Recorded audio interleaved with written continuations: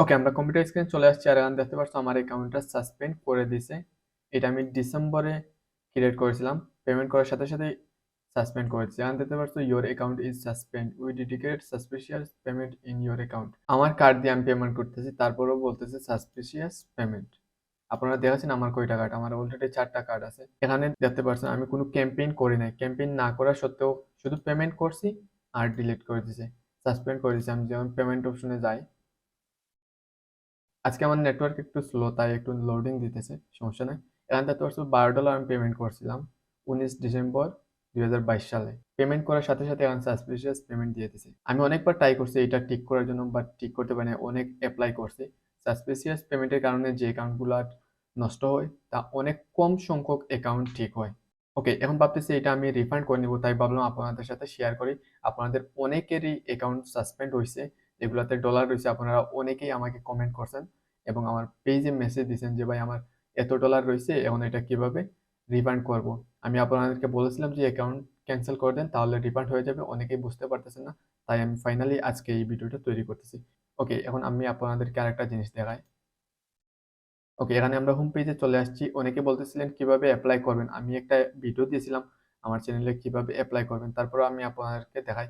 এখানে এই যে দেখতে পাচ্ছ একটা লাল একটা বার চলে আসছে, notification bar, your account is suspend. এইটার এই পাশে এখানে দেখতে পাচ্ছ হাইড এবং এখানে দেখতে পাচ্ছ কন্টাক্ট আস। কন্টাক্ট আসের উপর ক্লিক করবেন। ক্লিক করার পর এখানে দেখতে পাচ্ছ সাবমিট অ্যান্ড অ্যাপিল। এখানে ক্লিক করে আপনাদের ফর্মটা সাবমিট করতে হবে। তাহলে যদি আপনাদের সবকিছু ঠিকঠাক থাকে আর আর যদি গুগলের দয়া মায়া হয়, তাহলে আপনাদের অ্যাকাউন্টটা ফিরিয়ে দিতে পারে। ওকে, এখন আমরা রিফান্ড করার জন্য এখানে সেটিংস, টুলস এন্ড সেটিংসে ক্লিক করবেন। তারপর এখান থেকে আপনারা প্রেফারেন্সে ক্লিক করবেন। প্রেফারেন্সে ক্লিক করার পর এখানে আসবেন। এখানে দেখতে পাচ্ছ অ্যাকাউন্ট নেমের জায়গায় আপনারা আপনাদের অ্যাকাউন্ট নাম যেটা দিবেন এখানে দেখতে পারবেন। যদি অ্যাকাউন্ট নাম নাও দেন, আমি এখানে বোঝার স্বার্থে এসি 8G মানে অ্যাকাউন্ট নাম্বার 8 দিছি। আপনাদের এমনিতে একটা নাম্বার থাকবে। ওকে, তারপর এখানে নিচে দেখতে পাচ্ছ টাইম জোনের নিচে দেখতে পাচ্ছ অ্যাকাউন্ট স্ট্যাটাস। অ্যাকাউন্ট স্ট্যাটাসের এখানে আপনারা ক্লিক করবেন। এখানে ক্লিক করার পর এখানে দেখতে পাচ্ছ ক্যান্সেল মাই অ্যাকাউন্ট। এখন যদি আমরা এখান থেকে ক্যান্সেল মাই অ্যাকাউন্টে ক্লিক করি, এখান থেকে ওয়ার্নিং দিতেছে। ওকে, আমরা ক্যান্সেল অ্যাকাউন্ট করব, তার জন্য ক্যান্সেলে ক্লিক করলাম।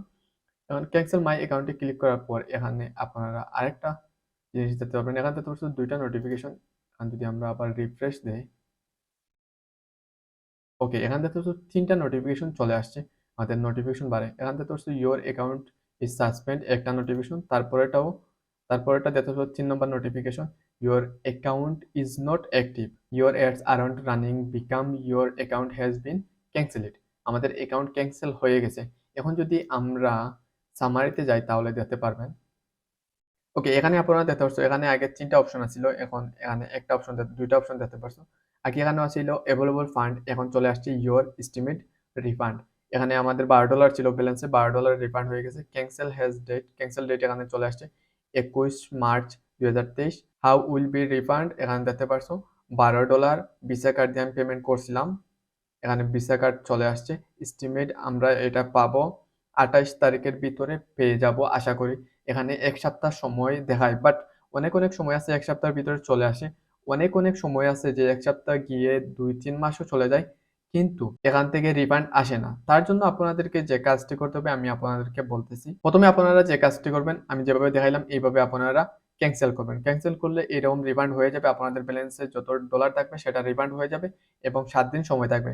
7 দিন পর যদি আপনাদের এখানে ব্যালেন্স না দেখায়, এরকম যদি এস্টিমেট রিফান্ড যদি না দেখায়, তাহলে বুঝবেন আপনাদের রিফান্ড হয়ে গেছে এবং আপনাদের ব্যাংকে নোটিফিকেশন আসতে, ব্যাংকে ঢুকে আপনাদের অ্যাকাউন্টের মেসেজ আপনাদের মোবাইলে আসতে 3 থেকে 4 দিন সময়ও লাগতে পারে। যদি আপনারা এখানে দেখেন আপনাদের এইরকম রয়েছে, যত ডলার ছিল এইরকম রয়েছে, তাহলে আপনারা যে কাজটি করবেন আবারও আপনারা এখান থেকে রিঅ্যাক্টিভ করবেন। অ্যাকাউন্টটা রিঅ্যাক্টিভ করার পর আরো 2-3 দিন পর অথবা আরো 1 সপ্তাহ পর আপনারা আবার এইরকম ক্যান্সেল করবেন। তখন কি হবে, আবার নতুন করে আপনাদের এটা রিফান্ড হবে এবং লিস্টেড হবে। কোনো কারণবশত যদি আপনাদের এই রিফান্ডটি না হয়, তাহলে পরবর্তীতে আবার লিস্টেড হবে এবং আবারও আপনাদের রিফান্ড পাওয়ার সম্ভাবনা থাকবে। অনেক সময় দিয়ে দেয়, আবার অনেক সময় অনেক লেট করে, অনেক সময় দেয়ও না। যদি আপনাদের ভাগ্য ভালো হয় তাহলে এখান থেকে পেয়ে যাবেন।